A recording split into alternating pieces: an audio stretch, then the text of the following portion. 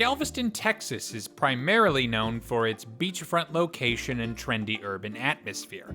However, this city smack dab in the middle between two Six Flags is also home to two incredibly unique coaster credits. Enter Boardwalk Bullet and Iron Shark, found at Kima Boardwalk and Galveston Island Pleasure Pier respectively. The premier attractions at both of these locations, Boardwalk Bullet and Iron Shark, were designed to deliver summertime thrills in a classic amusement park atmosphere. Although these two ocean-adjacent coasters are wildly different in both style and execution, the fact that they're both found near the same body of water in the same city at similar boardwalks owned by the same company begs the question: which coaster is better? Today, we're gonna break down both of these rides to figure out who gets to claim the title of Galveston Coaster King. This is Boardwalk Bullet versus Iron Shark. We'll have both of these coasters battle in three categories: theme, thrill, and rideability. And let's start with theme. As I said before, both of these coasters can be found at oceanside boardwalks/piers, which means they're by no means a part of any immersive theme park experience. However, both of these rides do have a theme that ties into their individual experience that they're trying to deliver. Iron Shark is a Gerstlauer Eurofighter themed to sharks, maybe robot sharks. Either way, its ability to convey that theme is aided tremendously by the fact that this coaster is right next to the Gulf of Mexico. And I mean, it's close. How close can it really be? Part of the track quite literally goes over the water. Any closer and you'd end up with an inadvertent splashdown element. While you're riding Iron Shark, you can't help but smell that salty sea air and feel like you're seconds away from diving right down into that ocean. The trains on this are also themed as a shark, and while the artist won't get any points for realism, it does help sell the whole killer fish vibe. It's not Disney-level Imagineering, but it knows what it wants to do and does it well. Now for Boardwalk Bullet. This is a Gravity Group wooden coaster, and its theme is quite a bit different from Iron Shark. Although it's still next to the water, it's nowhere near as close, which means that whole sea creature thing wouldn't really work here, especially because it's a woody. Accordingly, Boardwalk Bullet has a pretty neat Old West theme that reminds you that yes, you are indeed in Texas. As opposed to the beachy aesthetic of Iron Shark, Boardwalk Bullet doubles down on the fact that it's a boardwalk coaster, acting as an homage to the all-time classics like Cyclone at Coney Island. As for the bullet part of the name, I honestly can't think of a more accurate term for how this coaster rides and feels, but we'll get into that a little later. Overall, Boardwalk Bullet's Wild West theming might not be the most unique, but it certainly gets the job done and gets riders hyped and ready to ride. Between the two, and this is a really close one, I have to give the edge to Iron Shark.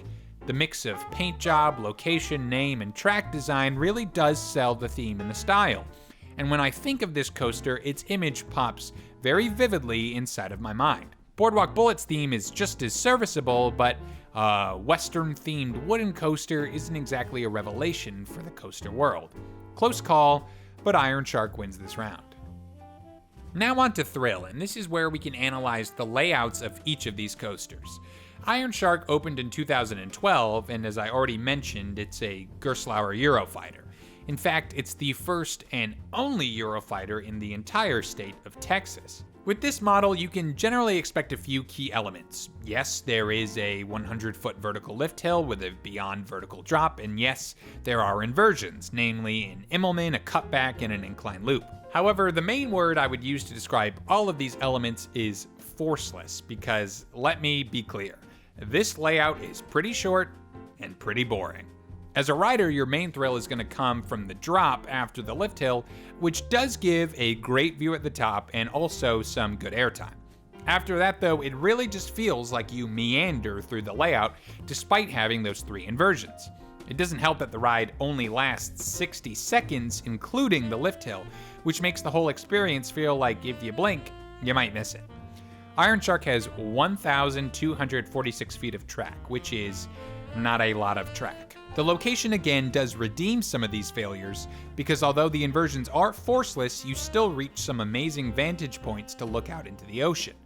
If I had to pick one element other than the drop, I'd say the cutback is the more unique and interesting of the bunch, especially for a Eurofighter.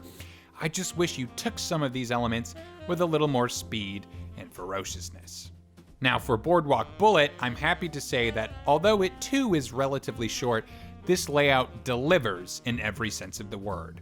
And by looking at its stats, you may be surprised to hear that. Operating since 2007, this is a 96-foot tall coaster with a 56-degree drop and a top speed of 51 miles per hour. Now, nothing on that list really pops out, but after just one ride on this, I can't imagine anyone getting off disappointed. First of all, Boardwalk Bullet has 3,236 feet of track compressed into a tiny footprint. It's pretty amazing that Gravity Group was able to get all of that track into such a small amount of space. As you're walking up to the station, you can see the trap wrapping around itself and its supports countless times, which gives the whole thing this behemoth-like quality, and also makes it very hard to film, so apologies. As for the ride itself, Boardwalk Bullet is, as its name suggests, a non-stop, aggressive jolt of pure energy. But that doesn't mean it isn't a smooth or comfortable experience. It's both of those things. But it's also jam-packed with amazing airtime moments, both big and small, screeching bank turns, and a relentless pace that leaves you thinking, what the hell just happened as you crawl back into the station. Gravity Group filled every inch of this layout with some type of bunny hill, some type of turn that makes every ride and every lap a rewarding and rich experience.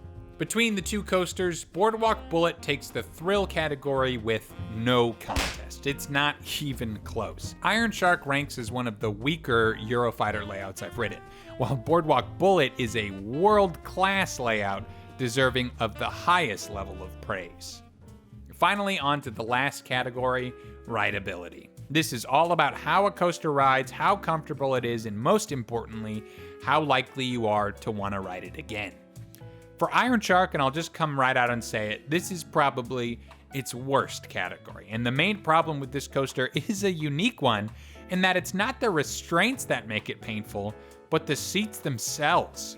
The seats are this one solid piece with a headrest that wraps around your ears, kind of like surround sound headphones. It's hard to explain, but what it means is that if you have your head back against your seat, it's guaranteed to come into contact with the edges during inversions. That makes this coaster the only Eurofighter I've ridden that is a massive headbanger despite having lap bars. It's just strange, and it really takes away from the ride. Being short is one thing, but being short and painful is kind of like adding insult to injury. Due to the uncomfortable nature of Iron Shark, I gave this one lone ride, and to me that's a really big indicator of how the coaster is as a whole. A great one and done, but nothing more. Boardwalk Bullet is on the complete opposite end of the spectrum here because I found this coaster to be infinitely re-rideable. Now, it's not the smoothest wooden coaster ever, and those PTC trains will certainly give you a few bumps here and there across the layout. But for me, that's all part of the experience. Expectations and intentions play a huge role in this, because a coaster called Boardwalk Bullet should be intense and should be aggressive. This ride does all of those things and still manages to be relatively smooth and an overall pleasurable experience. I gave this coaster 4 rides, 2 in the front and 2 in the back, and the only reason I didn't give it more was due to slow operations. As a side note, this is absolutely a back row ride due to insane airtime, and I didn't notice any difference in roughness compared to the front, so that's a no-brainer. For rideability overall, Boardwalk Bullet once again comes out on top. Despite it being a wooden coaster, I found it to be much more comfortable and re-rideable than its modern steel counterpart.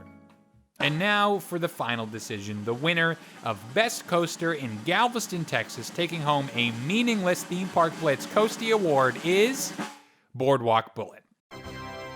And that should come as no surprise. I was blown away by this coaster. In fact, Boardwalk Bullet proudly sits in my top 10 coasters ranking right now. This coaster is a masterful work of engineering by the Gravity Group and cements both Kemah Boardwalk and Galveston, Texas as a must-visit to anyone with a passion for coasters. Meanwhile, Iron Shark is not exactly in my top 10 and bottom-feeding outside of my top 50. It's notable for its amazing location and tie-in theme, but the ride just doesn't deliver on the promise of its outstanding setting. Thank you so much for watching. Let us know what you thought of this video in the comments, and make sure to like and subscribe for more content like this here on the channel. And of course, stay tuned for more videos coming real soon. I've been Adam with Theme Park Blitz, and I'll see you in the next video.